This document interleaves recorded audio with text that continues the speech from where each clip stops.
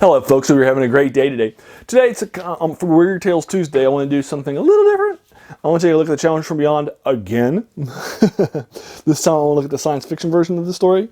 So I've already reviewed for you the Weird Tale, which was written by several people that are masters in the field, and included 4 people that are on the Hall of Fame for the Science Fiction Fantasy Writers of America. C.L. Moore, A. Merritt, H.P. Lovecraft, and Robert E. Howard, and Frank Belknap Long concluded it. So what was happening? This was written in 1935. It was written by as an anniversary issue for one of the Weird Tales' rivals, Fantasy Adventure, and as one of their fantasy.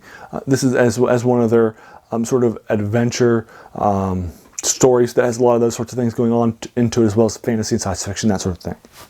So as their anniversary, they had this idea, this word called the Challenge from Beyond.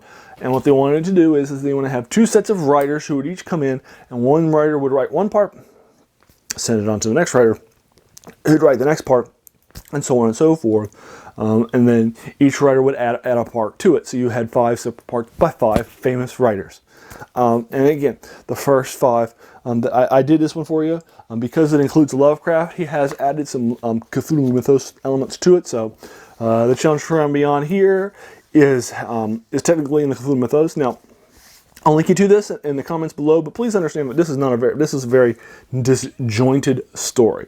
It goes into some crazy directions from the first part through the 5th part. It winds up into some very different places, and they'll actually, particularly Robert E. Howard and H.P. Lovecraft, will have very different takes on the hero and how the hero would react in this scenario. So they do very different things, and it's a radically different story. It's very erratic. And has no clear vision. This one, on the other hand, does. This is the science fiction version of the Challenge from Beyond. And as you can see, it's written by these 5 writers over here. From Donald Wandrei, Stanley Weinbaum, Edward Smith, Harl Vincent, and Murray Leinster. The last 2 I'd never actually heard of before I read this, so this was the first time I've read any of those. I've actually read Stanley Weinbaum. He was the biggest contributor during Weird Tales' era.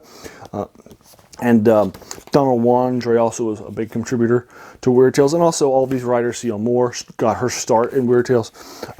Abraham Merritt, wasn't a big writer in Weird Tales, but he was an influencer for that in time. And obviously, both Lovecraft and Howard are 2 of the big 3 for Weird Tales, along with Clark Ashton Smith. So that's why I'm reviewing this for you on Weird Tales Tuesday. I think it's a fun thing. So what I want to do is take a look at the science fiction side of it, which is much more coherent as a story. It's much different. It's a much stronger story for that reason. So we'll go ahead and get started. We're getting started and opening up with a debate between a professor and one of his proteges, who is a professor of math and higher physics, and his protege seems to be his apprentice.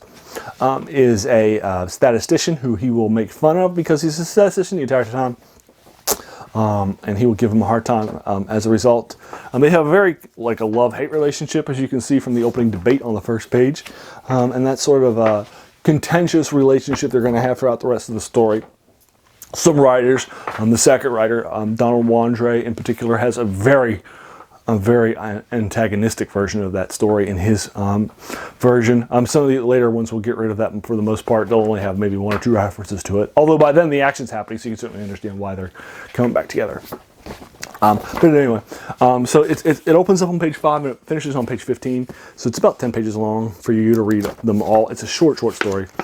Each of the writers has about 2 or 3 pages in it.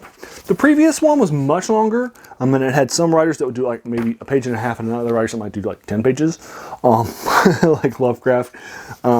Whereas in this one, each of them seems to have about the same word count, which I think also helps for the flow. And he uses that. For example, here's the first writer, and this is in the order that he gives. This is Stanley Weinbaum's part. He has the first page here, and then on the second page, he has this full page too, and then it comes down to just a few lines down here. You see where it is in bold. That's where the next starter, Donald Wandrei, starts. And each of them, so he just only has 2 pages and then a few lines from the next page. And each of them has a similar amount of writing, and that's why 10 pages for the whole thing. It was incredibly quick to read. I read it in 20 minutes.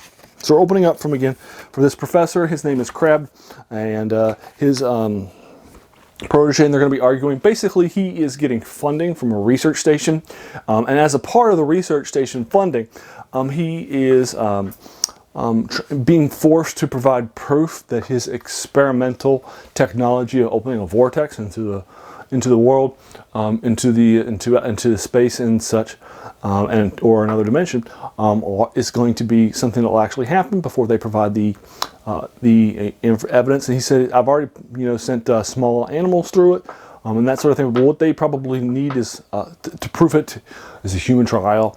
He suggests that his protege go through it because the world wouldn't miss his sensation if he dies. And again, has that role in it. Obviously, the protege says, "Why don't you go? You're the big giant leader in this field. If you go and you come back and say, hey, look."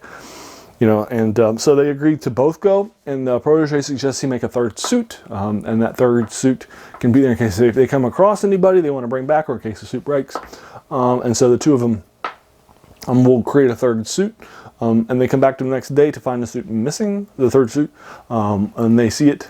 It's been taken by this daughter of a man who has gone on a mission. So the three of them will be going on the challenge from beyond into this portal, into the beyond, that they're going to kind of go through this vortex, and they'll go through the three of it. And then what will they find on the other side? That's the challenge. And I'll leave you to it. Now, the female character is a very female pulp character. She's weak. She's doesn't have a whole lot of things going for her. She's there to be saved. She's there to be rescued. She's clearly out of her depth as a female character. She refuses to not to go, and her reason for going is because she loves.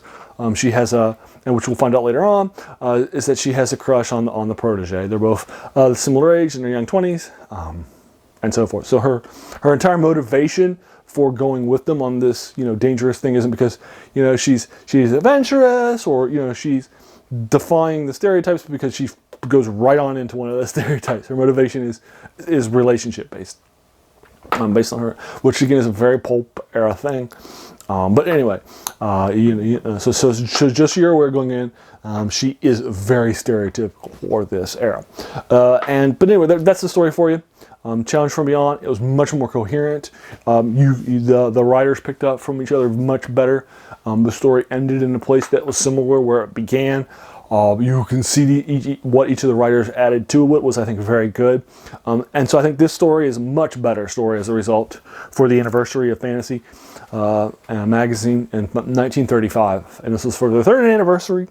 And so I figured it would just be fun for me to review it for you too. So I read it. I actually hadn't read it until 2 days ago. And so I thought, hey, why not go ahead and read it, and I'll send it out there for you. I thought it would be fun. I just owned it, but I haven't read it yet. And I did, and I enjoyed it. And so there you are. There's the Challenge from Beyond, the science fiction version from the 1935 pulp era fantasy for you. And that'll bring you to the conclusion of the story. Have you read Challenge from Beyond? I'll link you to it in the comments below. It's definitely, I'm sure I can find it for free online. The other one was for free online. I'm sure I can find this one too if I look around.